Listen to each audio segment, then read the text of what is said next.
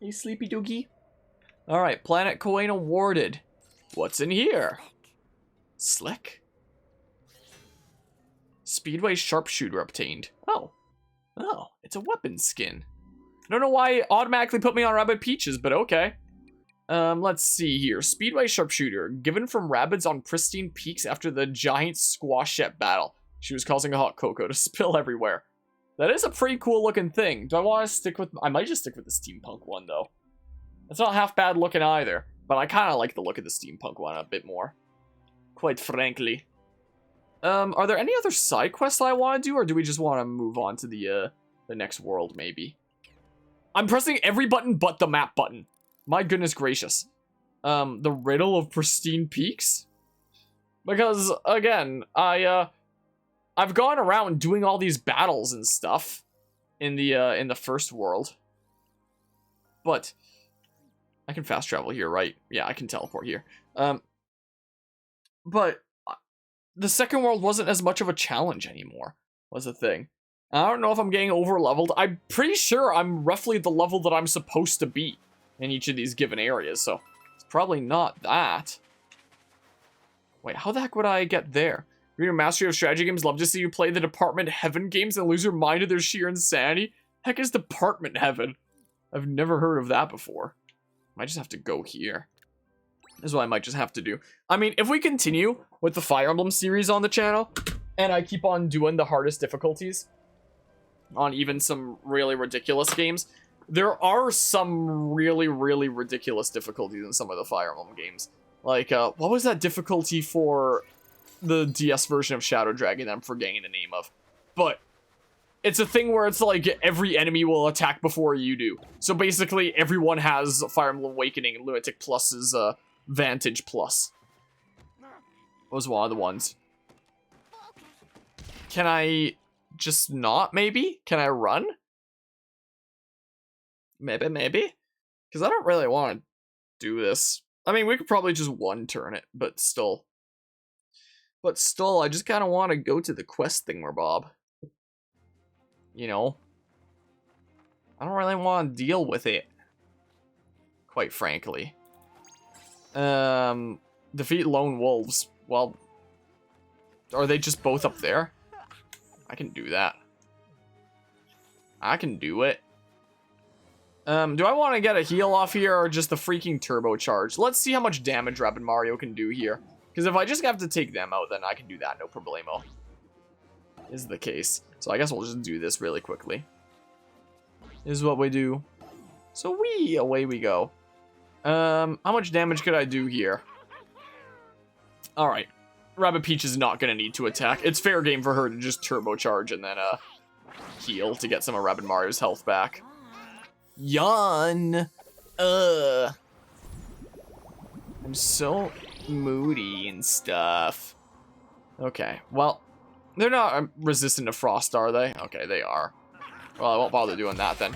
Heaven is a series of games that are absolutely batshit insane. First game isn't a strategy game, from what you remember at least, but every other one that released is. Huh. Weird. I mean, I'm gonna lose my mind with another Metal Gear game here pretty soon. Is the case, speaking of games that might be pretty BS. So, during the 24-hour charity stream earlier this year, we started the Metal Gear series with actually just straight up Metal Gear 1. I thought I was doing the MSX version, but I was apparently doing the NES version. Oh, here's the thingamabob over here. Which are apparently quite decently different in a few regards. And this coming up 24-hour charity stream that we're going to do less than a week from now, so this upcoming weekend, I was planning on doing Metal Gear 2. Solid Snake. The hit sequel. Wasn't there some ladder around here that I couldn't get up to, that I could knock down? Or am I losing my mind before I do that? Why am I getting stuck? And I was looking into it, and I found out that, here it is, that Metal Gear 2 Solid Snake isn't actually the second Metal Gear game. Because apparently, the original Metal Gear released in Japan on the MSX, and then later there was an NES version that was made completely independently of Kojima. And that wound up doing pretty well in the West, so Konami was apparently like, oh, let's make a sequel. And it was completely independent of Kojima, but this was during a time that, Kojima had only directed the one game, I believe, so he wasn't, a big name in the gaming industry yet. So they started working on a title exclusively for the West, and it was called Snake's Revenge Metal Gear 2. So it was focusing more on the character than the Metal Gear title. Oh my good gracious. Was the case. By having Metal Gear second, Snake's Revenge first. And I don't even think that Metal Gear was on the box art, it was just Snake's Revenge. Was the case. And considering it was designed for a Western audience, some of the, let's just say some of the art style and decisions there were very interesting, considering it's literally the most beefed up Snake you'll ever see, So you can clearly tell what they were going for with their Western audience thingamabob. But anyway, apparently that game was, largely through its production. Like, it was in the middle of being produced, and Kojima heard about it being made and being in production on the train one day from one of his colleagues who was working on it. And he was like, oh, what the heck? I'll make the true Metal Gear sequel. So apparently Snake's Revenge isn't canon, because Kojima later made, like, the true Metal Gear sequel with Solid Snake. But exclusively in the West is this weird forgotten game under the Metal Gear name called Snake's Revenge that I've looked into it from what limited coverage there is of it. It does not look great. It looks like the kind of thing where if you played it as a kid for the era, that it could be fun, but by a modern standard is just one of the most convoluted games ever. That is the kind of thing where it's like, how the heck would you get through this without a guide? And apparently there's some really frustrating segments as well. I might potentially take Luigi for this, for traversal and sniping with a battlefield like this, I'm thinking. And then, I don't know. Maybe just something like this. Maybe. I don't know. Let's have a proper look at the map. Like, apparently there's 2D segments similar to Legend of Zelda's second game. And the stealth in those is really bad, especially considering apparently the enemies can shoot at an angle, but you can't. You can only shoot in a straight line. And there's some underwater segments where you have to traverse through water, and you need to use oxygen tanks that are in limited supply. And apparently you burn through them really fast, and you start burning through your oxygen tanks the moment you touch the water. Not like stay in water holding your breath for a little while and then you start burning into your oxygen tanks. No, the moment Snake touches the water, he immediately starts burning through oxygen tanks like crazy. And apparently there are some segments where you need to be in the water, C4ing walls to get through them. And the only way that you're going to be able to last underwater enough is if you have as many oxygen tanks as you could possibly have in your inventory by that point. And even then, it won't be enough to, keep you from taking damage. So you also need to have a good supply of healing items to restore the HP that you're actively losing by drowning to be able to make it through there. So it seems like there's a lot of weird and questionable design decisions. So since I want to do the full Metal Gear series, for, the main titles at least, maybe not necessarily weird spin-offs like Survive or VR weird stuff that they've done. I don't know if I do those or not, but at least the main games.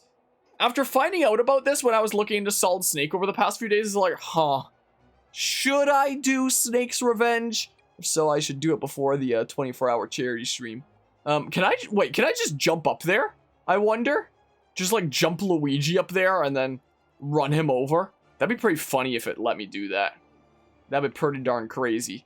So there's these guys over here. So I figure I will. I'll do it in a couple days' time, but considering how convoluted the first Metal Gear was, and this one sounds like it's kind of even more convoluted, is the case.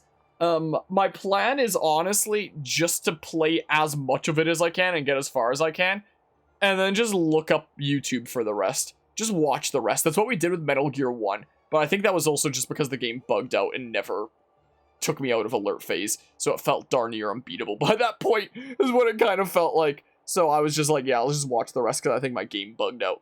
So, Metal Gear Snake's Revenge seems super duper convoluted. So speaking of games I'm going to be losing my mind with, there's that. So that'll be in a couple days' time. I'll just go as far as I feel like I can.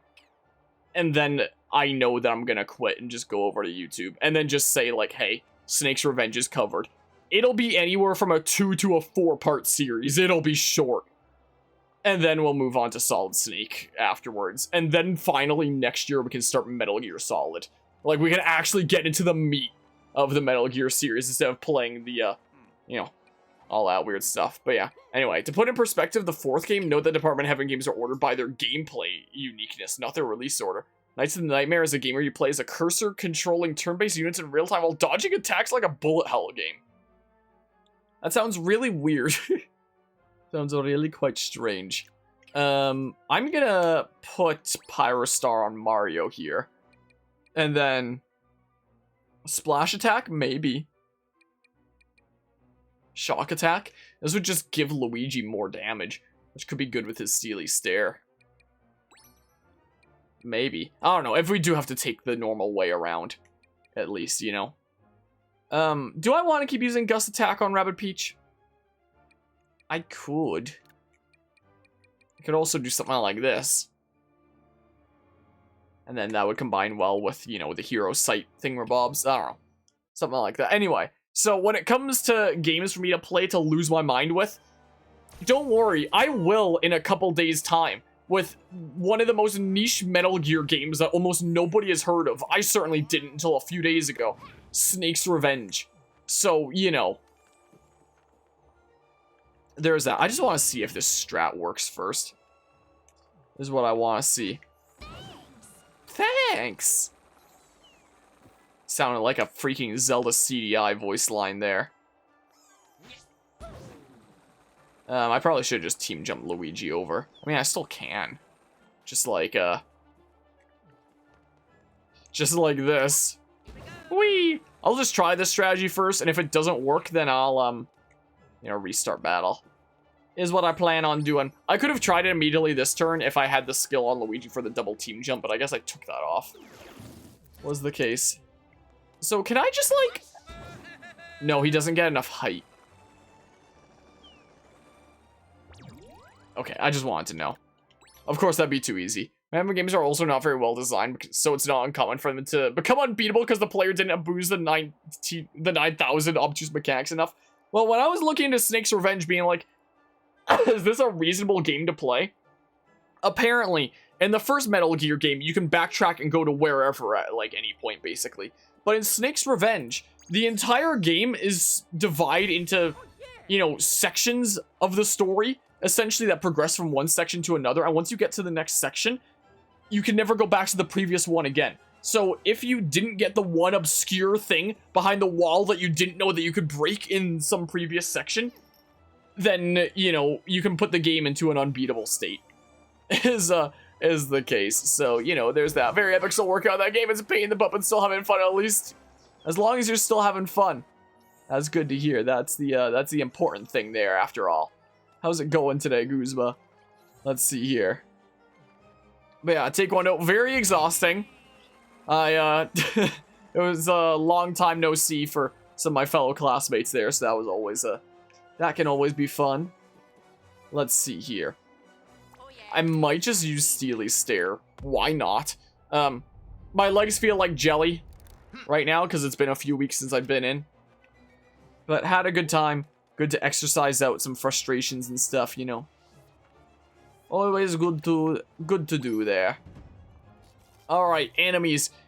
That's also kind of what I'm doing by streaming a little bit of this here. Is just, you know, taking it easy. I've been busy with university stuff and I'm just, you know, I'm just big chillin' now. Is the case. So let's see here. So up we go. Whee! And we can say, well, I can't vault over or anything. Whee! Oh, yeah! Let's see. Let's see here. I could probably destroy most of that cover, and then, is this even, this is a way that we can go. For whatever reason, I thought there was more path around that away. For whatever reason.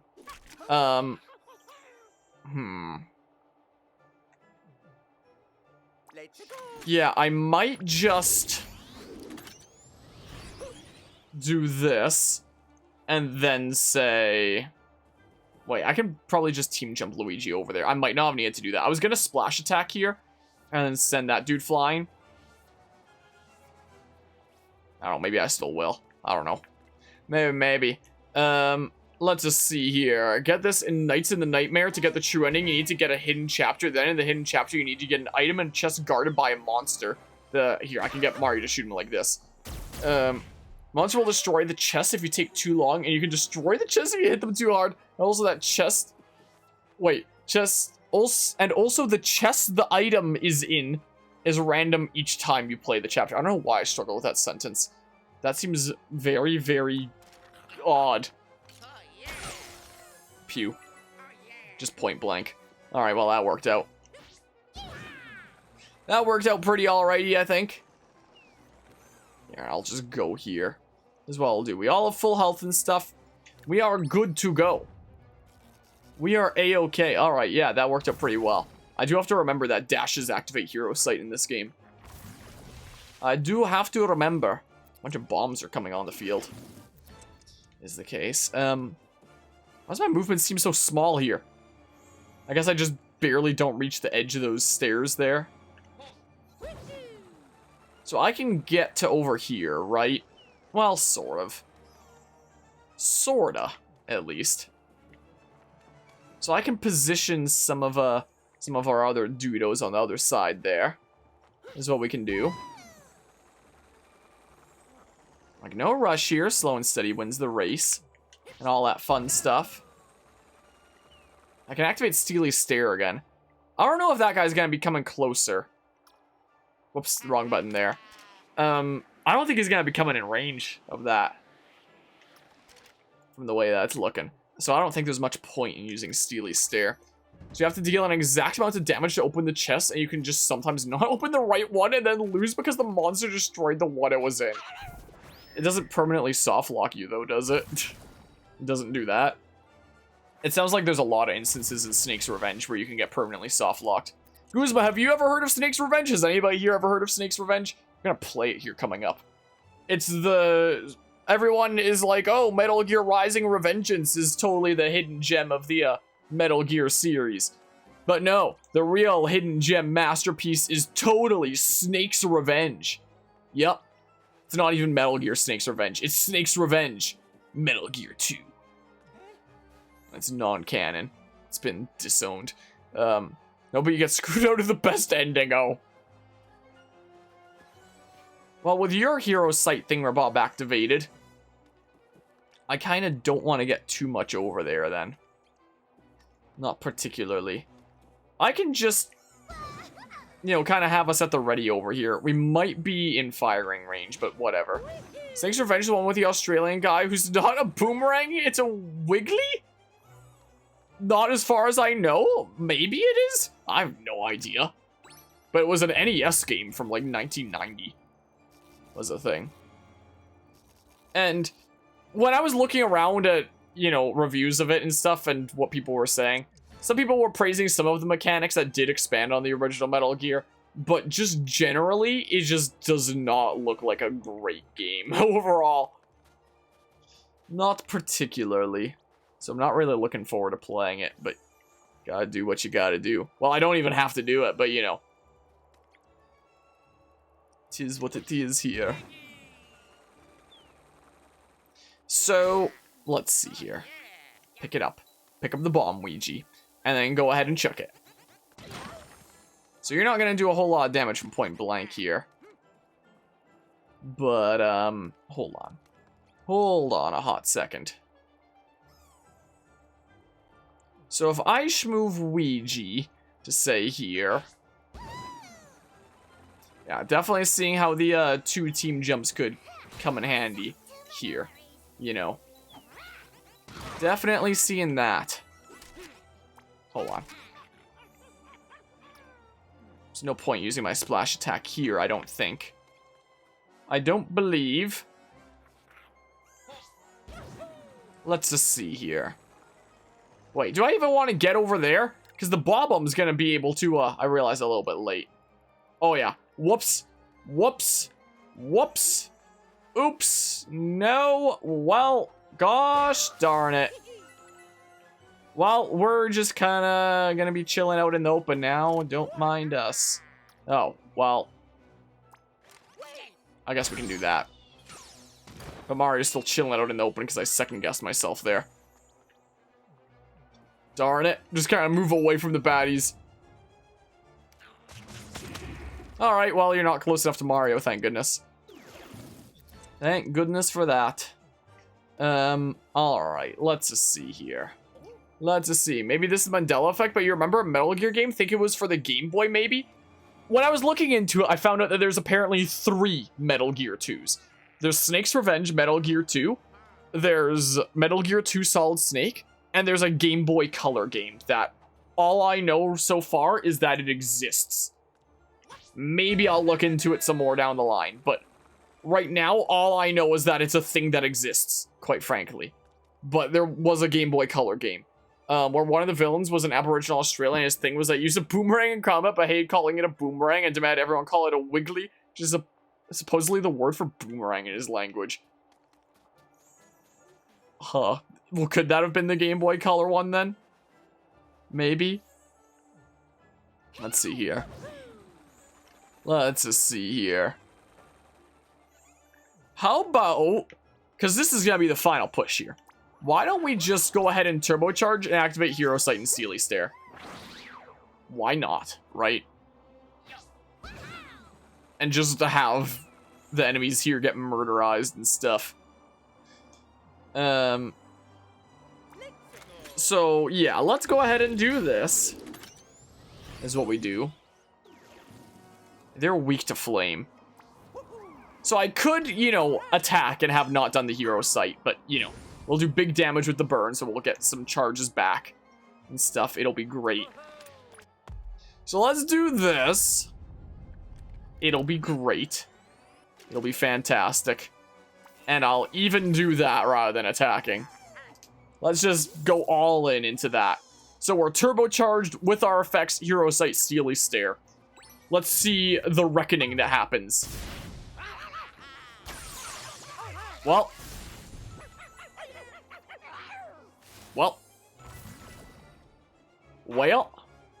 You not gonna move? I don't even know what got you moving there. Well, everyone just died. All right. It seems that was indeed the play. Cool. Well, now we get Ouija here and we win. We saved the toads. Look at that. Alright, well, cool. But yeah, I do wish that there was more challenge to these battles. Again, it could just be because I played a whole lot of strategy games, but, you know, I do wish there was some more challenge. People call out Kingdom Hearts for having confusing times, but Metal Gear is out. You're having 3 games all named Metal Gear 2. Yeah, and apparently the only real Metal Gear 2 is Metal Gear 2 Solid Snake. The, Snake's Revenge Metal Gear 2 was made without Kojima's knowledge until partway through its production, and was just Konami being like, oh, this game did well in the West, let's make a title exclusively for the West to capitalize on that. I don't know what the story behind the Game Boy Color one is, though. I haven't looked into it enough yet. So I don't know if we're gonna play it or not. Should I just look it up right now? Metal Gear... Yeah, then there's Metal Gear Solid 2. Metal Gear 2 Game Boy Color. Let me just look this up here, because I heard that it exists. Ghost Babel, that's what it is. I heard the name. Let's see here. Metal Gear Ghost Babel. Metal Gear Solid outside of Japan. Wait, what? Outside of Japan? This was the first one that was known as Metal Gear Solid. Whoa, wait here. Wikipedia Metal Gear. Let's see here. Let's see the title list. Like, what years were these released? So, Metal Gear released in 1987, and then in 1990, the same year, released both Snake's Revenge and Metal Gear 2 Solid Snake. So Snake's Revenge was in production first, then Kojima caught wind and is like, you know, I'm gonna make the actual, sequel, is what I'm gonna do. And then, you know, there's a long gap, and then the first Metal Gear Solid game released in 1998. Then 1999, there's Metal Gear Solid VR Missions. And then in the year 2000, so 2 years after the release of Metal Gear Solid, they released a game called Metal Gear Solid for the Game Boy Color. Yeah. So in Japan, it was called Metal Gear Ghost Babel. And then in the West, it was called Metal Gear Solid. It's a 2000 stealth action game produced by Konami for the Game Boy Color, based on the 1998 PlayStation game of the same name. Okay, so it's not it's not a Metal Gear 2 then. I think I heard somewhere online that it was, you know, another Metal Gear sequel from the original Metal Gear. But I guess it's a Game Boy Color version of the 1998 PlayStation game. Ghost Babel is not a port of said game, but an original game made specifically for the Game Boy Color. Ghost Babel is a non-canon game that serves as an alternate sequel to the events of the original Metal Gear. Oh, no, okay, that's where I heard that online. The game is set 70 years after the events of Operation Intrude N313. Yeah. Okay. So after the original Metal Gear game, the timeline goes in 3 directions. Snake's Revenge, Metal Gear 2, Metal Gear Solid / Ghost Babel, or the canon way that the timeline got established from there was Metal Gear 2 Solid Snake. That's the way that things went. That's the timeline. Is, you know, Metal Gear 2 Solid Snake, then Metal Gear Solid 2, Metal Gear Solid 3, yada yada. That whole timeline there is down the Metal Gear Solid Snake line, Metal Gear 2 Solid Snake. But, alternatively, after the original Metal Gear game, there are 2 other ways the story went alternatively. And that's Snake's Revenge and Ghost Babel for the Game Boy Color, that I guess are both non-canon games that are just for the sake of getting out a game with the Metal Gear name on those consoles, I guess. So, there's that. So yeah, I guess, we out here with freaking the Zelda timeline, except it's the Metal Gear timeline. Is the case. People say the Zelda timeline's confusing. Yeah, it definitely can be. But yeah, with Metal Gear, it's just a weird situation where it's like, yeah, here's the first game, and then it branched off in 3 different directions, except one was the actual way for the story to go, and the other 2 were just like, yeah, let's just get out a game on that platform. So here's a sequel there to the original game. I was looking up the plot of Snake's Revenge, and it's apparently very different from the events that actually take place in the game itself. Apparently they constructed this whole massive plot thingamabob that Snake's getting revenge for in some instruction manual or Nintendo Power something or other, some way that they got the plot out there, for Snake to be taking revenge. But in the actual events of the game, he's not taking revenge for anything. They just figured that revenge was a good buzzword that would appeal to Western audiences, and then created an excuse for him to be taking revenge later. Gosh dang, I did not actually mean to exit the menu there. So playing Snake's Revenge in a couple days' time will be interesting. Looks like a weird game. And I'm not gonna beat it, as I've stated. Instead forging their own paths to the summit. Even a visit to Madame Bois-Strella's is uncertain. Oh. Plays with a reputation for informing customers that they are doomed year-round. I could have sworn I already saw that one. Am I losing my mind? I might be losing my mind. Anyway, do we want to go to, if Madame Bois-Strella's place is here too, do we want to go hit that up before we move on to the next world? Because that was actually a pretty challenging battle, if I remember, in the first world, right? My throat here. So where's Bois-Strella's? It wouldn't be the riddle, I don't think. Yeah, there's stuff in there. Secret of the cave. It's gotta be this, right? Midwinter Gateway. It surely has to be that, because it's a house there. That should be a challenging battle that pushes my strategic thinking, right? Probably. So it's over there. That's gotta be it, right?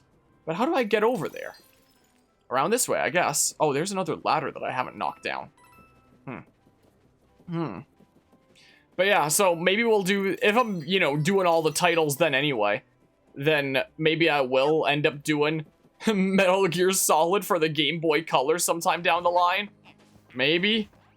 But, you know, I'm willing to accept that old games on really old hardware with, you know, limited memory space that purposefully made themselves so convoluted to make themselves longer. I guess I've established now with my playthrough of the first Metal Gear that I'm willing to not beat it and just watch the rest on YouTube.